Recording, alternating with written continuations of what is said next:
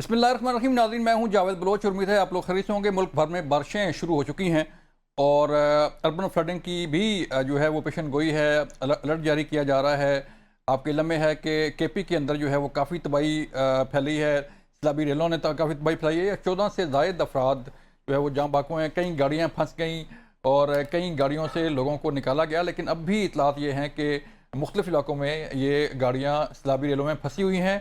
चूँकि बारिशें हैं, बारिशें शदीद हो रही हैं और सैलाबी रेले चूँकि पहाड़ी इलाका है तो उससे काफ़ी तबाही फैल रही है। फिर इसके साथ साथ हम देखते हैं कि दरियाए चनाब, सिंध और बाकी इलाकों में जो है वो भी सैलाब आ रहा है बारिशों की वजह से, चूँकि पानी पीछे से आता है और जहाँ जहाँ से गुजरता है उन इलाकों को पानी अपने लपेट में ले लेता है। आपके इल्म में है कि लास्ट ईयर भी पंजाब के काफ़ी अजला में पानी खड़ा रहा और लोग मुतासर हुए, फसलें मुतासर हुई और करोड़ों अरबों का नुकसान जो है वो बर्दाश्त करना पड़ा। ये सब क्यों हो रहा है? क्लाइमेट चेंज है। हमने लास्ट ईयर भी बात की थी कि जो ग्लेशियर हैं वो वक्त से पहले पिघलेंगे और ये तबाही आएगी। अब भी यही सूरत हो रही है कि अभी इसी मौसम में, अभी तो आगाज़ है, अब देखते हैं कि आगे क्या होता है। इस सारी सूरत हाल पर बात करने जा रहे हैं कि जो है वो क्लाइमेट चेंज का असर जो है पाकिस्तान पर किस हद तक हो रहा है और आगे इन फ्यूचर जो है क्या बारिशें जारी रहेंगी या बारिशें रूटीन से कम होंगी, फसलों को नुकसान कैसे पहुंच सकता है और उससे बचाव कैसे मुमकिन है कि जो लोग सैलाब में फंसते हैं उन्हें रेस्क्यू करने के लिए या जो लोग वहाँ फंसे हुए हैं उन्हें खुद जो है वो क्या इकदाम उठाने चाहिए कि वो इस सैलाब से बच सकें। हमें ज्वाइन किया है माहिर माहौलियात डॉक्टर ज़ैनब नईम ने। उनसे बात करेंगे। डॉक्टर ज़ैनब, शुक्रिया वक्त देने का। मरियम शबीर अब्बासी ने हमें ज्वाइन किया है, आप भी माहिर माहौलियात हैं, उनसे बात करेंगे और फिर हम बात करेंगे PDM KP के तर्जमान से कि KP के अंदर जो है वो सूरत हाल क्या जा रही है।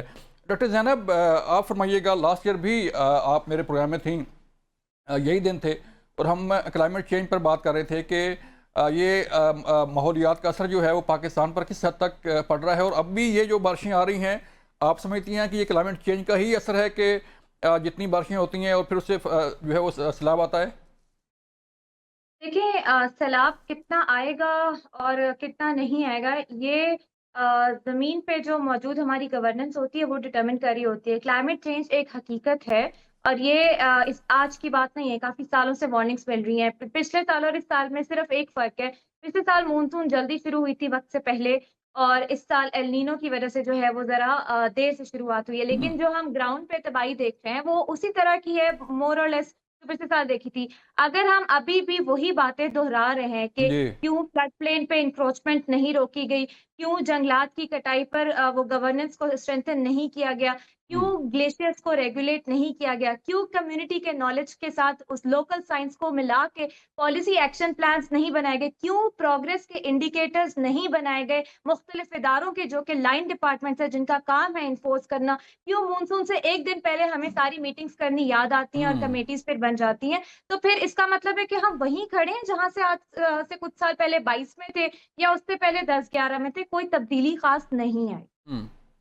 तो फिर इसका मतलब ये हुआ कि जो ग्लेशियर हैं, ज़ाहिर बात है वो तो चाहे PDM में है, चाहे NDM में है, चाहे बाकी जो इदारे हैं, वो कहते हैं कि उन्होंने तो ग्लेशियर ने पिघलना है, उससे पानी निकलना ही है। लेकिन इक़दामात फिर क्या होने चाहिए कि जैसे आप कह रही हैं कि जो इंक्रोचमेंट है वो बड़ा मसला है, जंगलात की जो है वो कटाई वो बड़ा मसला है, तो आप कोई समझते हैं कि मज़ीद इससे कुछ जो है वो तबाही आ सकती है या लोगों के बचाव के लिए क्या कुछ होना चाहिए? देखिए, ये at the end of the day मुसीबत तो पड़नी है गवर्नमेंट के लिए और उन लोगों के लिए जो वहाँ अफ़ेक्ट हो रहे होते हैं, तो हम क्यों नहीं पेशगी इक़दामात करते। जहाँ तक बात है, अब ये नकल मकानी होती है गिलगित साइड से, इन नॉर्दर्न एरिया से जहाँ ग्लेशियर पिघलना शुरू हो गया। ख़ास तौर पे पिछले 2-3 सालों से ये नकल मकानी का रुझान बढ़ गया। उसकी वजह ये है कि पहले इस लेवल पे इतनी स्पीड में ग्लेशियर्स नहीं पिघलते थे, पहले हम्म। फिर भी स्लो डाउन था प्रोसेस, अभी तेज़ हो गया है। दूसरी बात ये कि ज़राअत हमने तरजीह नहीं दी ज़राअत को, ज़राअत उसी तरह तबाह हो रही है। ज़राअत में कोई इन्वेस्टमेंट नहीं है। तीसरा, वहाँ जो माउंटेन कम्युनिटीज़ हैं, उनके पास साफ़ गैस और क्लीन कुकिंग एक्सेस नहीं है। वो लकड़ियाँ जलाने पे मौजूद है। तो ये जो आपका डिफ़ॉरेस्टेशन का मसला है ना, ये सिर्फ़ इसलिए नहीं है कि टिम्बर माफ़िया वहाँ एक्टिव एक्सपेंसिव है, ये इसलिए भी है कि वहाँ लोग लकड़ियाँ जलाते हैं क्योंकि उनके पास एक्सेस नहीं है। तो इस चीज़ को हमने तरजीहात में क्यों नहीं रखा? फिस्कल और डेवलपमेंट प्लानिंग हमने खैबर पख्तूनख्वा के एडेप्टेशन प्लान्स बनाए, वो इंडोर्स तो हो जाते हैं लेकिन हर जगह की वहाँ हर ज़िले की वल्नरेबिलिटी अलग है। कहीं पे दरियाई सैलाब है, कहीं पे ग्लोफ है, कहीं पे हम्म। कहत साली का मसला है। तो फिर भी अगर ये आखिरी उस बंदे तक नहीं पहुँच रहा आपका जो फिस्कल प्लान है या एनुअल डेवलपमेंट प्लान है, तो इसका मतलब है कहीं न कहीं गवर्नेंस में गैप आ रहा है कि हम वहीं खड़े हैं और वही बातें कर रहे हैं। सैलाब तो हम्म। आएँगे, लेकिन उस पानी को ज़ख़ीरा कैसे करेंगे? वहाँ की ज़राअत को कैसे हम तरजीह देंगे? वहाँ लोगों के लिए ड्रेनेज सबसे अहम मुद्दा होता है। कितनी हाउसिंग सोसाइटीज़ की ड्रेनेज हमने अपग्रेड की है या उस पे बात हुई है, ठीक है। जो फ्लड प्लेन्स के गिर्द हैं? तो ये सवालात हैं, जो कि पहले भी पूछते हैं, आज भी पूछ रहे हैं और इनके जवाबात कोई नहीं दे रहा। चलें मरियम शबीर साहबा, आप फरमाइएगा कि क्लाउड बर्स्ट जो है वो क्यों होता है? ज़ाहिर बात है अब भी खबरें आ रही हैं कि क्लाउड बर्स्ट हो रहे हैं और लास्ट ईयर भी क्लाउड बर्स्ट की वजह से काफ़ी तबाही फैली थी। तो इसकी वजह क्या है? क्या वही क्लाइमेट चेंज है जिसका असर जो है वो पाकिस्तान में पड़ रहा है? जी देखिए एक तो ज़रा स मैं आसान लफ्ज़ों में अगर बताऊँ कि क्लाउड बर्स्ट होता ये है कि बहुत कम वक़्त में आपकी मिनट्स की अगर मैं बात करूँ, जी। मैक्सिमम हाफ एन आवर कर लें। माउंटेनियस एरिया में जब हवाओं और टेम्परेचर का एक गैप होता है, तो उसकी वजह से आपका क्लाउड बर्स्ट होता है। ये बहुत सिंपलेस्ट वे में बता रही हूँ ताकि आपके व्यूअर्स समझ सकें ठीक टेक्निकल ठीक। बजाने के बजाय। लेकिन अभी आप देखें कि जो हमारे एरियाज़ जो नॉर्दर्न एरियाज़ में भी और जो हमारे बाकी इलाके हैं वहाँ पर जो बारिश की सूरत हाल चल रही है वो क्लाउड बर्स्ट नहीं है। हम्म। वो आपकी या तो फ्लैश फ्लड्स हैं या आपके शहरों में अर्बन फ्लडिंग है या आपकी रिवराइन फ्लडिंग है यानी कि दरियाओं की वजह से है।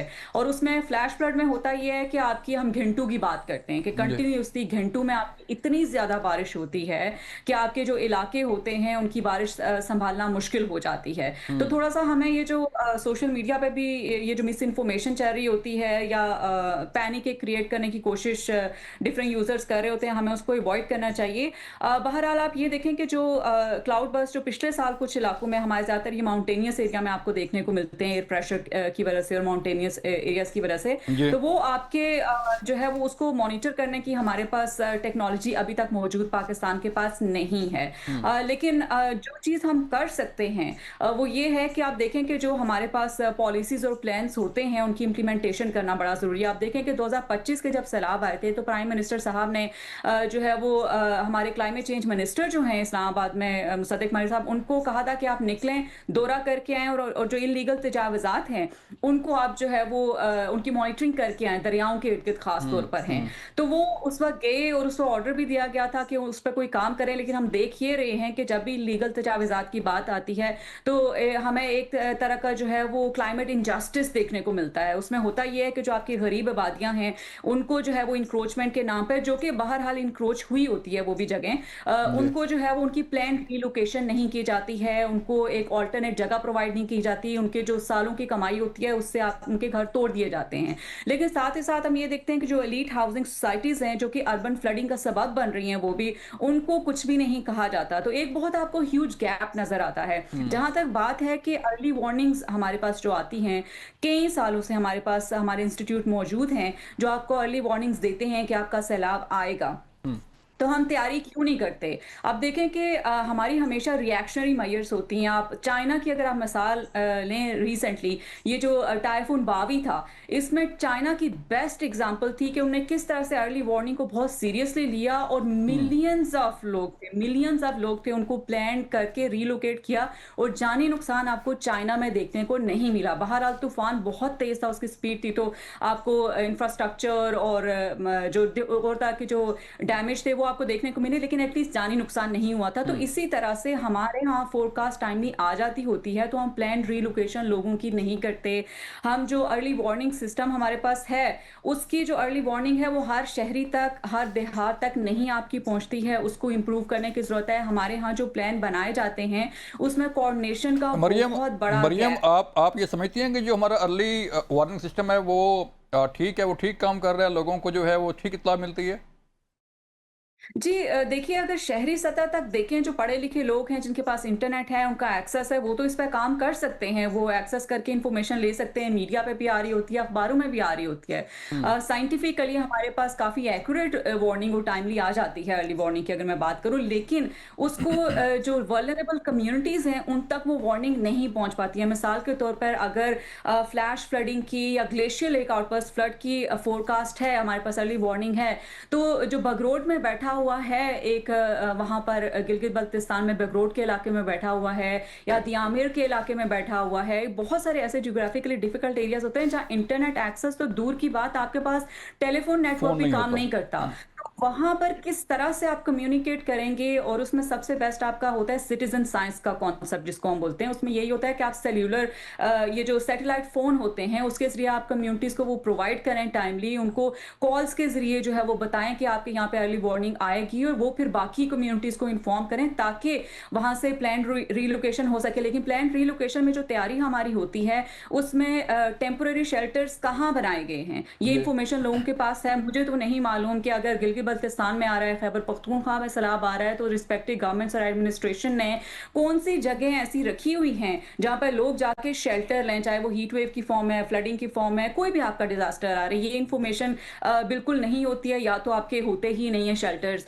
नॉर्मली बाकी इलाकों में होता ये है, बाकी मुल्कों में हम देखते हैं कि या तो पब्लिक लाइब्रेरीज आपकी होती हैं या स्कूल्स हुँ, होते हैं जहाँ पर ऑफ होता है समर के दौरान, स्पेशली स्टूडेंट्स को, तो ऐसी जगहों को जो है वो यूटिलाइज किया जी, जाता जी, है ताकि लोग जो है वो ऐसी सूरत हाल में एक्सेस करें। फिर आपके जो मेडिकल कैंप्स हैं वो होने बड़े ज़रूरी होते हैं, क्योंकि जब आपका सैलाब आता है तो हमारे यहाँ ये पोल्यूटेड सारा पानी होता है जिसमें जी, इंडस्ट्रियल वेस्ट आपका होता है, आपकी काफ़ी सारे केमिकल्स होते हैं, हॉस्पिटल वेस्ट होता है, स्नेक बाइटिंग, सांप काटने के वाकयात काफ़ी बढ़ जाते हैं।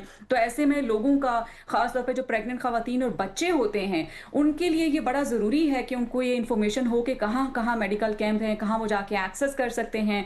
हुँ, फिर गवर्नेंस के इश्यूज जैसा कि ज़ैनब ने मेंशन किया, उसमें करप्शन के काफ़ी ज़्यादा हमें देखने को मिलते हैं। कि जैसे मैंने काफ़ी सारे रिसर्चेस जो पाकिस्तान में की, उसमें मैंने यही देखा कि आपके पास इमदाद आती है, एनडीएमए प्रोवाइड करता है, आपकी फेडरल गवर्नमेंट प्रोवाइड कर रही होती है, लेकिन डिस्ट्रिक्ट लेवल तक जब वो जाती हैं ये इमदाद माली, जी, जिसमें डिफरेंट आपके आइटम्स होते हैं, इतनी करप्शन है कि वो वही जिस पर लिखा होता है कि ये सैलाब ज़दगान के लिए आपने बेचना नहीं है, वो बाद में आपके टैग शॉप के ऊपर उसी लेबल्स के साथ बिक रहे होते जी, हैं। जी, तो ऐसे ही है। हमें जो है वो अपर लेवल से लेके लोअर लेवल तक, ग्रास रूट लेवल तक, ये जो करप्शन और गवर्नेंस के प्रॉब्लम्स हैं, इनको हमें देखना पड़ेगा। मॉरली जो है वो हर इंसान मुझे लगता है कि अपने अपने लेवल पे बहुत ज़्यादा करप्ट है। तो ऐसी सूरत हाल में जो है वो इन चीज़ों को फिक्स करना बड़ा ज़रूरी है। और कोऑर्डिनेशन की, जैसे कि मैंने बात की, कोऑर्डिनेशन के काफ़ी इश्यूज हमारे डिजास्टर्स में मिलते हैं। तो हमें रिएक्शनरी के बजाय हुँ, चाइना से सीखते हुए प्रिकॉशनरी मेजर्स करनी चाहिए। जी, उसको ठीक कह रही हैं प्राइम कि मिनिस्टर साहब। दुनिया जी। में क्या हो रहा है, आपकी बात ठीक है। ब्रेक का कहा जा रहा है, जब ब्रेक से वापस आएँगे फिर बात करेंगे कि केपी के अंदर सूरत-हाल क्या चल रही है। मिलते हैं ब्रेक के बाद। Welcome back. हम बात करने जा रहे हैं कि केपी के अंदर सूरत-हाल क्या है, और सवात, बुनेर और दीर में जो है वो सूरत-हाल में लग रहा है कि वहाँ पे काफ़ी सैलाब है, सैलाबी रेलें हैं। फिर जीबी का जो है वो सूरत-हाल आपके सामने। हमें ज्वाइन किया है अनवर शहजाद साहब ने, आप तर्जुमान हैं पीडीएम में केपी के। उनसे बात करेंगे। अनवर साहब, शुक्रिया वक्त देने का। सर, अभी बात हो रही थी, हमारे जो पैनलिस्ट हैं डॉक्टर ज़ैनब नईम और मरीम शबीर अब्बासी, ये बात कर रही थी कि हमें अर्ली वार्निंग सिस्टम तो हमारे पास है, जो है वो हम अर्ली वार्निंग जारी भी करते हैं, लेकिन उस पर अमल दरामद नहीं होता। इवन गवर्नमेंट जो है वो अमल दरामद नहीं करती कि लोगों को रेस्क्यू करने के लिए क्या करना चाहिए, वहाँ पे फ्लड से बचने के लिए क्या करना चाहिए। तो आप बताइएगा कि केपी के अंदर सूरत-हाल क्या चल रही है। हाँ, बिल्कुल जी, थैंक यू जी। जिस तरह आपको पता है मानसून का मौसम शुरू हो चुका है, जिसमें में 17 जुलाई से एक एडवाइजरी, एक अलर्ट इशू कर दिया गया था कि तेज़ बारिशें जो हैं वो होंगी, और जो शुमाली इलाकाजात हैं जहाँ पर ग्लेशियर्स मौजूद हैं, जहाँ पर लैंडस्लाइडिंग्स या फ्लैश फ्लड्स के खतरात ज़्यादा मौजूद हैं, तो वहाँ पर डिस्ट्रिक्ट एडमिनिस्ट्रेशन को हमने अलर्ट रखा हुआ था। तमाम जितने भी रिसोर्सेज थे वो वहाँ पर अवेलेबल थे। तो पहले ही से जो है हमने इकदाम कर दिए थे। लेकिन बारिशें जो है, जिस तरह महकमे मौसमियात की पेशन गोई को देखा जाए तो अप्रैल ही से जो है जो प्रेडिक्शन दी थी हमें महकमे मौसमियात ने, उसके मुताबिक जो है बारिशों का जो सिलसिला है वो काफ़ी ज़्यादा तेज़ है, जी, जो शुमाली इलाकाजात में जो है काफ़ी ज़्यादा डैमेजेस सामने आ सकते हैं। अभी जो बारिशें हुई हैं वो तो शुमाली इलाकाजात के साथ साथ जो है मैदानी इलाकों में भी काफ़ी ज़्यादा हुई हैं, जिसमें अर्बन फ्लडिंग भी हुई है।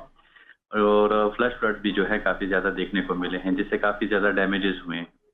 तो इकदाम तो पहले से कर दिए जाते हैं, लेकिन ये है कि तमाम इदारे मिलकर जो काम करते हैं उसके साथ साथ जो इकदाम किए जाते हैं, तो फ्लैश फ्लड की वार्निंग जो होती है वो तो पहले से दे दी जाती है। उसकी वार्निंग भी हमारे पास होती है, सेंसर्स भी लगे होते हैं, गेजेस भी होते हैं जो हमें पहले से हर एक चीज की इंडिकेशन दे देते हैं। ठीक। लेकिन ये है कि वहाँ पर फ्लश फ्लड में रिस्पांस टाइम जो होता है हमारे पास बहुत ज्यादा कम होता है, क्योंकि जो एक होता है फ्लड, एक होता है फ्लश फ्लड। तो फ्लश फ्लड में जो है हमारे पास रिस्पांस टाइम कम होता है, तो इसलिए जो है हम वो इलाके जो काफी ज्यादा हसास तरीन इलाके होते हैं वहां पर हम पहले से इकदाम करके जो है तमाम जितनी आबादियां होती हैं या सयाहती मकामात होते हैं वहां दफा 144 लगाकर जो है तमाम आबादी को वहां से एवोकुएट कर देते हैं, वहां पर इकदाम कर दिए जाते हैं। लेकिन क्योंकि अभी सयाहती मकामात को भी जो है डिस्करेज नहीं किया जा सकता, क्योंकि जितने भी टूरिस्ट स्पॉट्स हैं वहां पर जितने भी टूरिस्ट जाते हैं तो उनको जो है एहतियाती तदाबीर इख्तियार करने के लिए जो है टूरिज्म डिपार्टमेंट को जो है हमने अलर्ट रखा हुआ है। पेट्रोलिंग पुलिस जो है वो वहां पर गश्त कर रही है, दफा 144 नाफिज है, इमदादी टीमें जो हैं वो तो अनवर साहब अभी केपी के अंदर सूरत क्या चल रही है? कहाँ पे जो है वो फ्लड है और कितना नुकसान का अंदाजा क्या है कि कितने लोग जो है उसमें मुतासर हुए हैं, स्पेशली जो जाने गई हैं?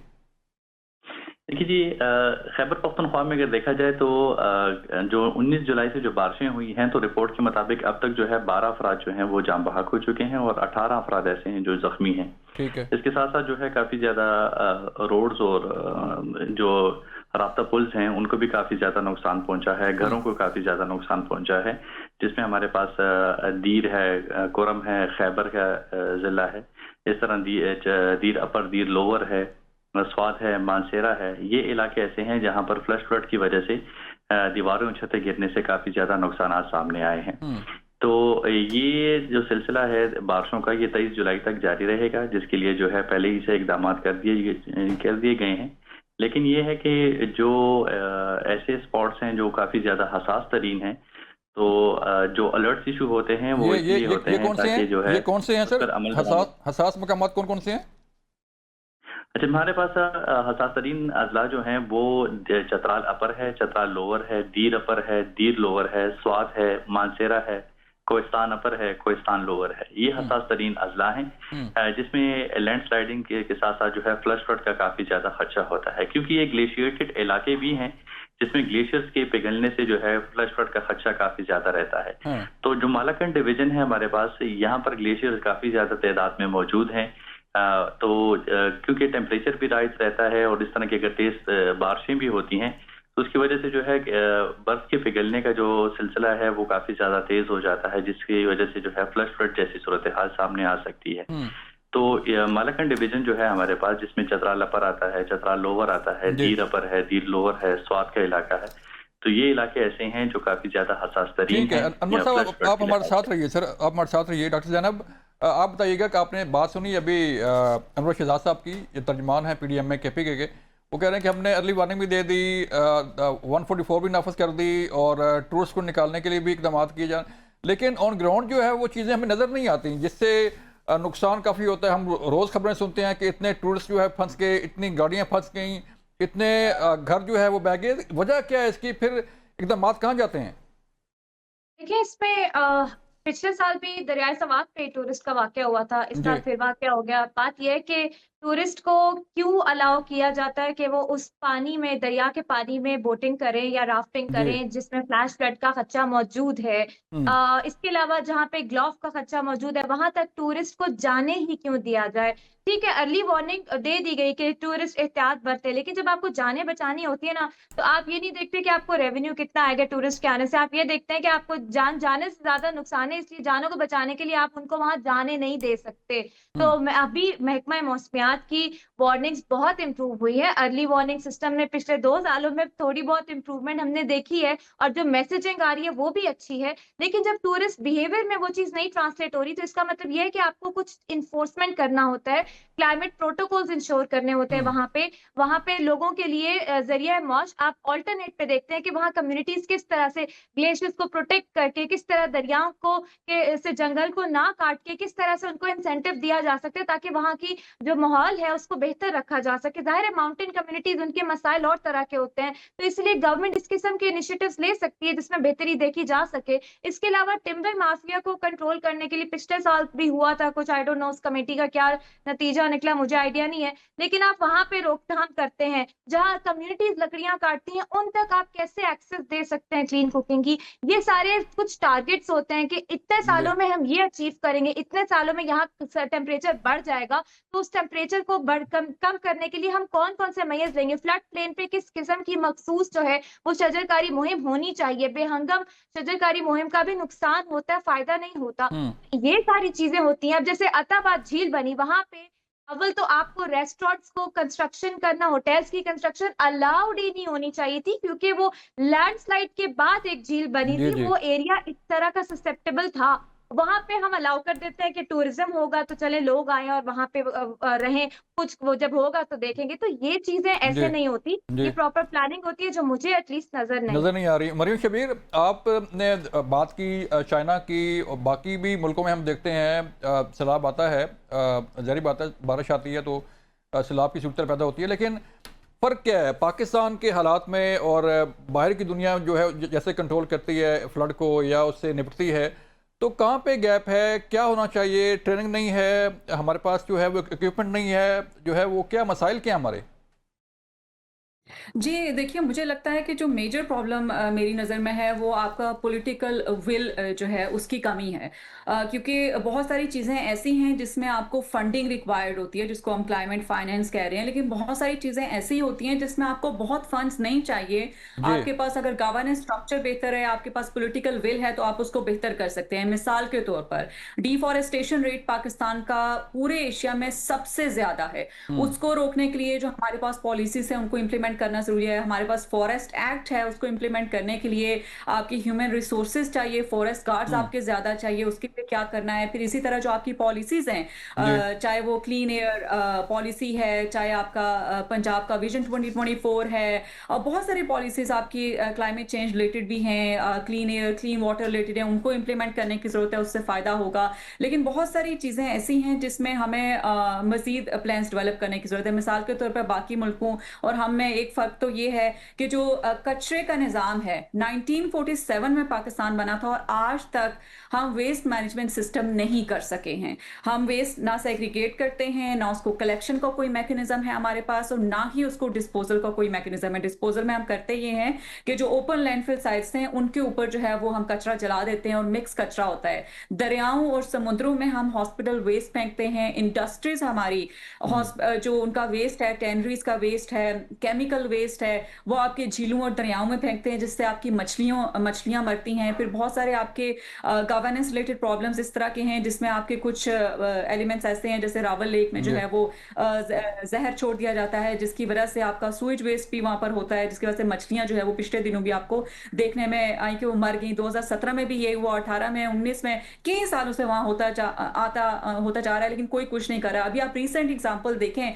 जो हमारे लॉज या डिसीजंस होते हैं या पॉलिसीज होती हैं, उसके किस तरह से धज्जियां उड़ती हैं। आप ये जी देखें कि मार्गला नेशनल पार्क का लास्ट टाइम डिसाइड किया गया था कि वहां पे मोनाल रेस्टोरेंट नहीं बनाया जाएगा, हाँ लेकिन उसको फिर डिसीजन को जो है वो रिव्यू किया जा रहा है फिर से। वो आपका एक नेशनल पार्क है जिसमें आपकी बहुत सारी आपकी स्पीशीज हैं जो आपके इकोसिस्टम को सपोर्ट करती हैं, तो इकोलॉजिकल डिग्रेडेशन आपकी होती है। तो बहुत सारी ठीक चीजें है ऐसी हैं जो ठीक है आपके पॉलिटिकल विल हो, आपके पास प्रॉपर प्लान जी हो, तो उसको एग्जीक्यूट करना चाहिए। ठीक है। लेकिन मरियम, बहुत सारी अब चीजें ब्रेक ऐसी मरियम ब्रेक ले लें, नहीं ब्रेक का कहा जा रहा है। जब वापस आएंगे तो फिर हम बात करेंगे कि अनवर साहब से बात करेंगे कि कहाँ कहाँ अभी टूरिस्ट फंसे हुए हैं और उनको रेस्क्यू करने के लिए क्या किया जा रहा है। ब्रेक के बाद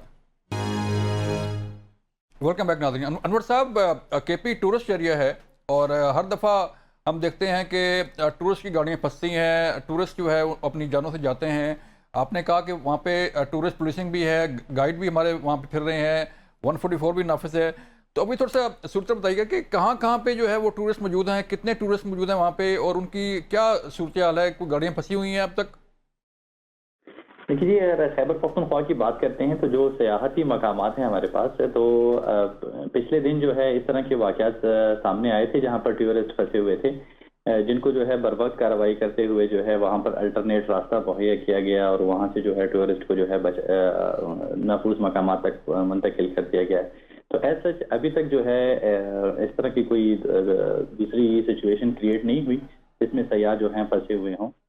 जिस तरह मैंने आपको बताया, तमाम चीज़ें जो हैं वो ऑन फील्ड हैं, हर एक चीज़ जो है अपने प्लान के मुताबिक हो रही है। लेकिन इस तरह की सिचुएशन अगर क्रिएट होती है, तेज़ बारिशें होती हैं, एक्सपेक्टेशन से ज़्यादा होती हैं, तो काफ़ी ज़्यादा मुश्किलात सामने आती हैं।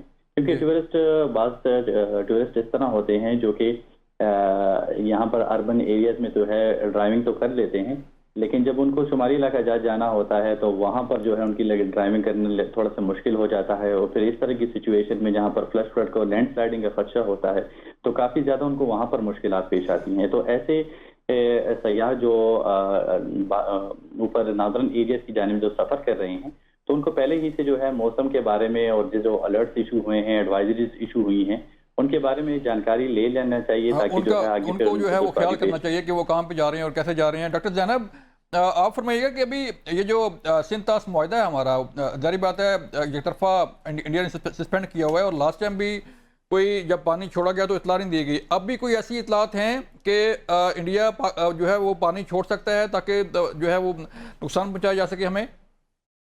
जी, इंडिया ने पानी छोड़ दिया हुआ है सलाल डैम से। ये 2 दिन पहले से पानी छोड़ा हुआ है। ओके। हेटमराला के मकाम पे 1 लाख क्यूसेक से ऊपर का रेला गुजर रहा है मुसलसल, और वहाँ निचले दर्जे का सैलाब ऑलरेडी शुरू हो चुका हुआ था। और ये जो आजकल में जो बारिशें हैं, इससे सिचुएशन मजीद खुदा न खास्ता बिगड़ सकती है। तो कोई इत्तला नहीं दी गई क्योंकि वो इस मुआहदे का पास ही नहीं रख रहे और ये आबी जारियत जारी है। लेकिन पंजाब में कुछ हमारे टेलीमेट्री सिस्टम्स कुछ लगे हुए हैं जिनसे हमें बर वक्त इंफॉर्मेशन मिलती है और वहाँ पे जो है मामला जो है वो कंट्रोल कर लिया जाता है, कम्युनिटीज को सिक्योर कर लिया जाता है। लेकिन मजीद लगाने की जरूरत है। जहाँ तक बात है कि जो तरबेला और इन जगहों से जो ऑलरेडी रिवर इंडस में जो सैलाबी सूरत-ए-हाल बन रही थी, अब देखें ग्लॉफ का सिलसिला शुरू हुआ इंडस बेसिन में, तो वहाँ पानी की सतह मुसलसल ऊपर आ रही थी। अभी बारिशें शुरू नहीं हुई, पिछले हफ्ते की बात है। तो उसके ऊपर इंडिया जब पानी छोड़ता है, अभी तो वहाँ बारिशें तरह से इतनी तेज हुई नहीं, खुदा ना खास्ता एक्सपेक्टेड है कि अगर हो गई तो फिर आप वही मामला देखेंगे जो पिछले साल देखा। फिर हम रोएंगे कि दरियाए रावी में तो इतना पानी आ गया तो हाउसिंग सोसाइटी तो डूब गई क्योंकि हमने तो छोटा सा बंद बनाया था पर वो टूट गया। लेकिन हम फिर भी बनाएंगे क्योंकि हमें तो प्रमोट करना है, जाहिर है अर्बन डेवलपमेंट का हिस्सा है। जबकि हमारे रिवर इंक्रोचमेंट एक्ट मौजूद हैं, लॉ मौजूद है, लेकिन हम फंसाते हैं एनवायरनमेंट को, खास तौर पे जुरिस्डिक्शन के बीच में। ये दरिया की हद वहां से शुरू होती है तो हम इसको कंट्रोल नहीं करते, ये वाली हद हमारे हिस्से में आती है, बस इतना हमारा मामला है। तो ये नेशनल लेवल पे क्लाइमेट चेंज को जब तक आप तरजीह नहीं देते, ये पूरे मुल्क का मामला है, तब तक। अभी आपको क्या लगता है सैलाब केपी में शुरू हुआ, पंजाब में नहीं पहुंचा? पहुंच गया ना।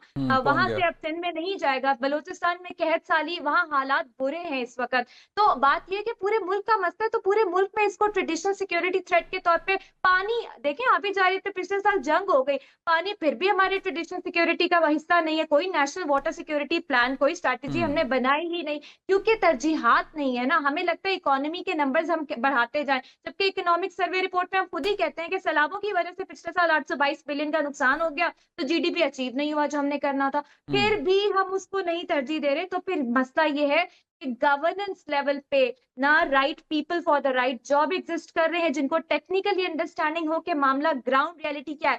ग्लोबल साइंस को इंपोर्ट करके आप पॉलिसी तो बना लेते हैं, लेकिन जब लोकल साइंस उसमें शामिल नहीं होती तो वो पॉलिसी फेल हो जाती है, जो कि आज तक हो रही है। This is the issue.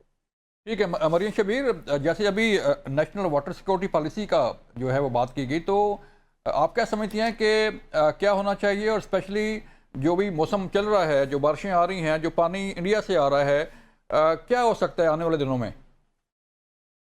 जी, देखिए, सबसे पहले तो ये जो इंडस वाटर ट्रीटी की बात हो रही थी, इसमें आर्टिकल 12 जो है उसका क्लियरली बताता है कि कोई भी एक मुल्क अपनी मर्जी से वॉकआउट नहीं कर सकता जब तक किसी तीसरे एग्रीमेंट तक ना पहुंचे। तो इंडिया बेशक अनाउंस करता रहे कि वो इसका पार्ट नहीं है, लेकिन वो एग्जिस्ट करता है, उसकी लीगल स्टैंडिंग अभी तक है।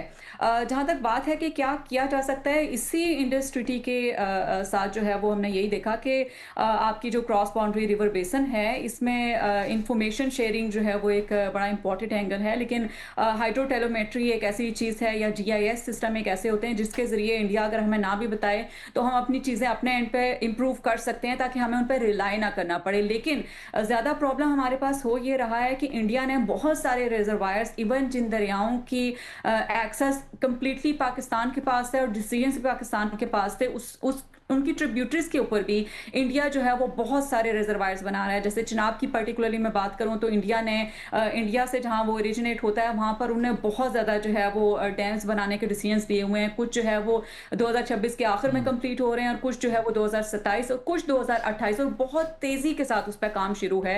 और अगर वो बन जाते हैं, अगर हम नहीं कुछ करते हैं, वो बन जाते हैं, ट्रैक टू डिप्लोमेसी के थ्रू हम जो है वो निगोशिएट नहीं करना शुरू करते, अपनी आवाज़ को बुलंद इसी तरह नहीं करते इंटरनेशनल प्लेटफॉर्म्स के ऊपर भी, तो आपके जो वहां पर इरोजन है, जो आपकी इकोलॉजिकल डिग्रेडेशन है, जो सैलाब के मसले हैं, जो इंडिया के पास जो है एक तरह की पावर आ जाएगी कि वो किसी के वक्त ज्यादा सारा पानी छोड़ के हमें मजीद फ्लड कर सकते हैं, उसका खतरा काफी ज्यादा बढ़ जाएगा। तो हमें मेरा ख्याल है कि जो बैकडोर चैनल्स एंड डिप्लोमेसी के क्लाइमेट चेंज रिलेटेड, उसको जो है वो एक्टिवेट करने की जो है वो काफी बिल्कुल आपकी बात ठीक है मरियम के पाकिस्तान ने भी ये ऐलान किया हुआ है कि जो है वो आबी जारियत पर कोई कंप्रोमाइज़ नहीं किया जाएगा, ये इसे एक्ट ऑफ वार जो है वो समझा जाएगा।